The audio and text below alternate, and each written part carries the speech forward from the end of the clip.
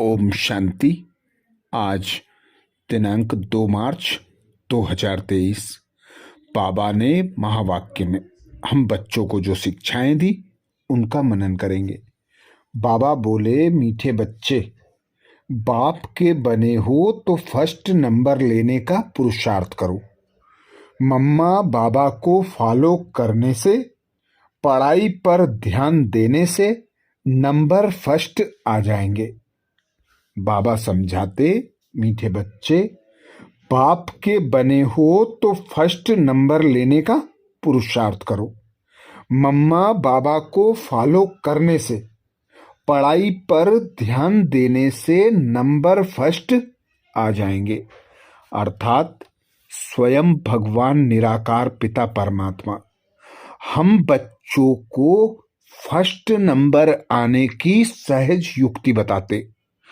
बाबा कहते, ब्रह्मा बाप को और जगत अम्बा को फॉलो करो, मम्मा को फॉलो करो। मम्मा सदा कहती थी, हर घड़ी अंतिम घड़ी हुक्म हुक्म चला रहा है, हम निमित्त होकर कर्म करते हैं। उस करावनहार पिता परमात्मा की स्मृति में रहो। तो जब बाबा कहते हैं कि पढ़ाई पर ध्यान दो, मम्मा बाबा को फॉलो करो, अर्थात एक बाप की याद में रहना, एक बाप की श्रीमत को फॉलो करना, एक बाप जो पढ़ाते हैं उस पढ़ाई का मनन चिंतन कर स्वयं को बाप समान बनाने का पुरुषार्थ करना है। मम्मा बाबा को फॉलो कर नंबर 1 में आने का पुरुषार्थ करना है।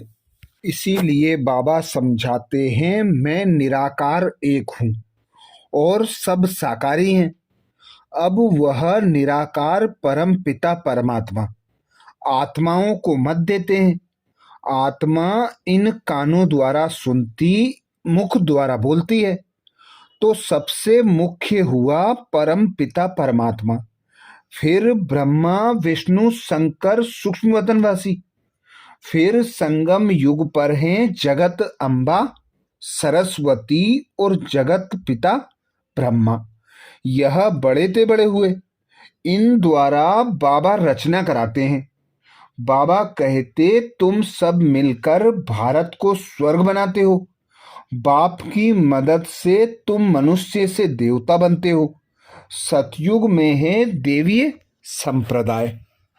बाबा कहते हैं, हम तुमको ऐसे कर्म सिखाते हैं जो कभी दुखी नहीं होंगे। अब सारा मदार है पुरुषार्थ पर।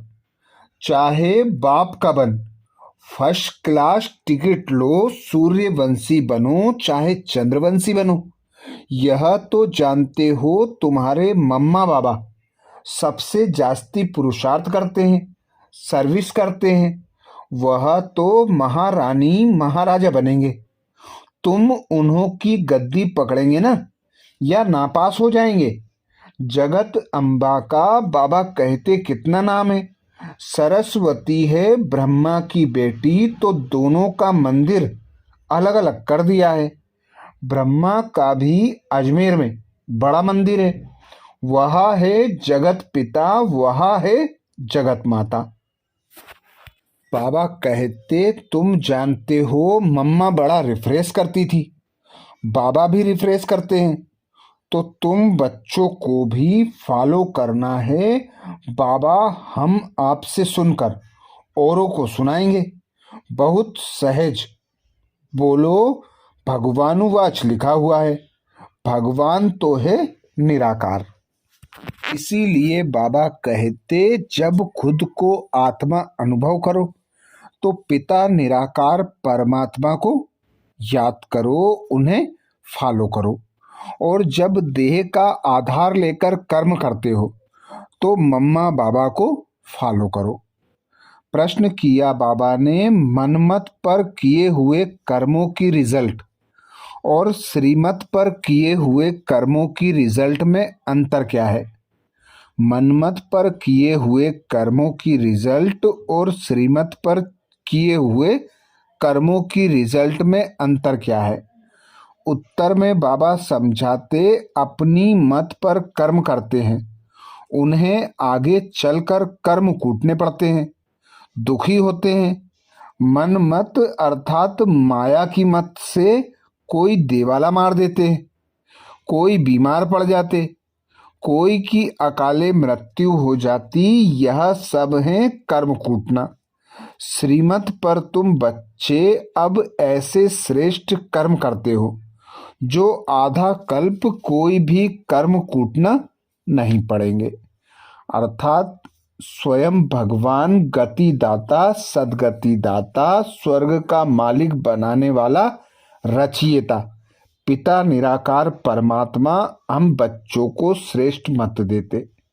उस मत पर जब हम संकल्प, बोल और कर्म करते तो बाबा कहते तुम बच्चों को आधा कल्प तक कर्म कूटने नहीं पड़ते, क्योंकि ऊंचे ते ऊंचे बाप की श्रीमत पर कर्म करते हो तो हर कर्म श्रेष्ठ कर्म होते हैं। बाबा कहते पर 63 जन्मों से तुम मनमत, परमत अर्थात रावण की मत पर चलते आए हो तो दुखी हुए, अशांत हुए, बीमार हुए।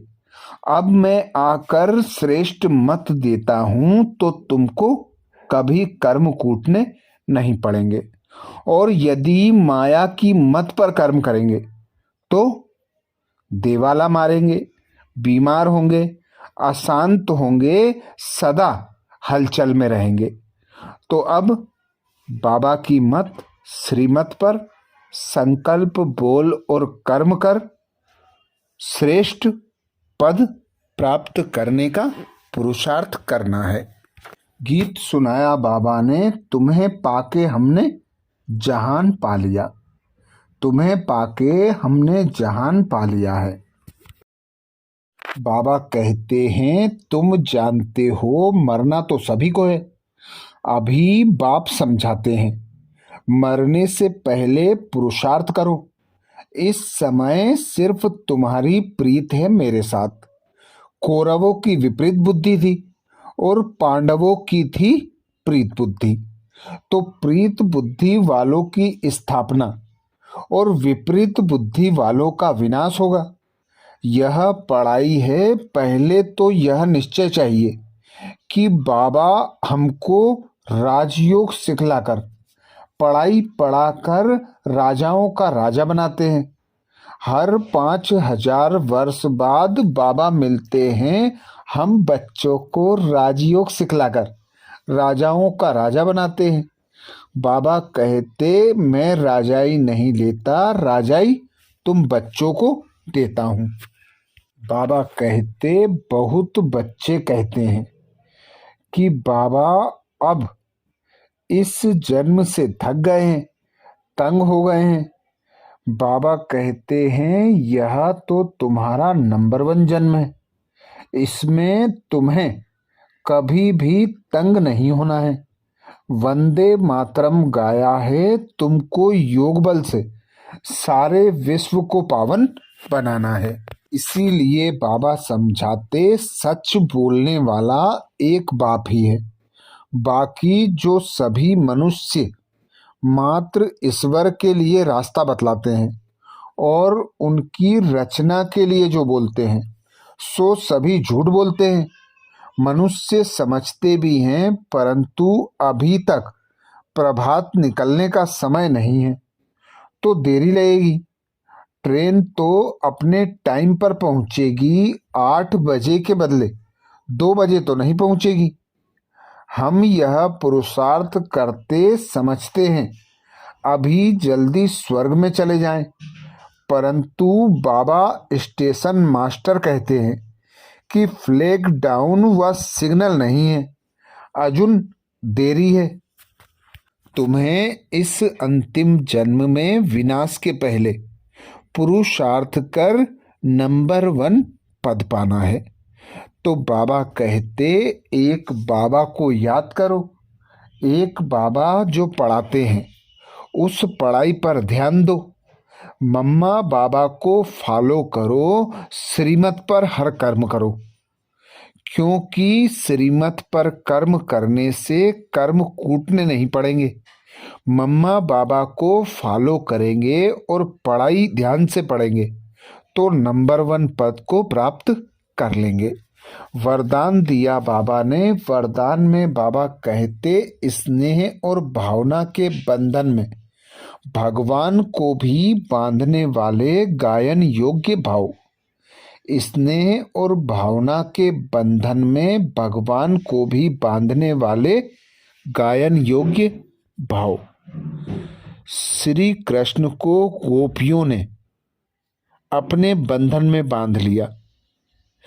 जो महिमा हम शास्त्रों में और ग्रंथों में, नाटकों में देखते हैं, वह महिमा बाबा कहते इस संगम युग की ही यादगार है। तो जिस प्रकार हम देखते हैं कि भगवान भावना का भूखा है, स्नेह का भूखा है, स्नेह से, भावना से भगवान को भी रस्सियों में बांध सकते हैं। तो बाबा कहते ऐसे तुम बच्चे ही संगम युग पर बाबा पर पूरा पूरा बलि चढ़ते, निस्वार्थ स्नेह करते तो बाबा भी बंधन में बंध जाता और तुम बच्चों को स्वर्ग की बादशाही प्रदान करता। तो बाबा कहते भक्ति मार्ग में गायन है कि गोपियों ने भगवान को बंधन में बांध दिया। यह है स्नेह और भावना का बंधन जो चरित्र रूप में गाया जाता है। आप बच्चे इस समय बेहद के कल्प वृक्ष में स्नेह और भावना की रस्सी से बाप को बांध देते हो। इसका ही गायन भक्ति मार्ग में चलता है। बाप फिर इसके रिटर्न में स्नेह और भावना की दोनों रस्सियों को दिल तख्त का आसन दे झूला बनाए बच्चों को दे देते हैं। इसी झूले में सदा झूलते रहो।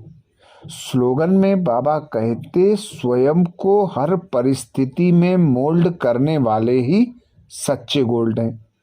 स्वयं को हर परिस्थिति में मोल्ड करने वाले ही सच्चे गोल्ड हैं। अर्थात जो स्वभाव संस्कार में नरम होते हैं, रहमदिल होते हैं, दया भाव रखते हैं, हर आत्मा के प्रति समान दृष्टि वृत्ति रखते, सदा पूर्वज दातापन की सीट पर सेट रहते, तो बाबा कहते ऐसे मोल्ड होने वाले बच्चे ही रियल गोल्ड हैं। अच्छा, ये थे बाबा के महावाक्य। ओम शांति।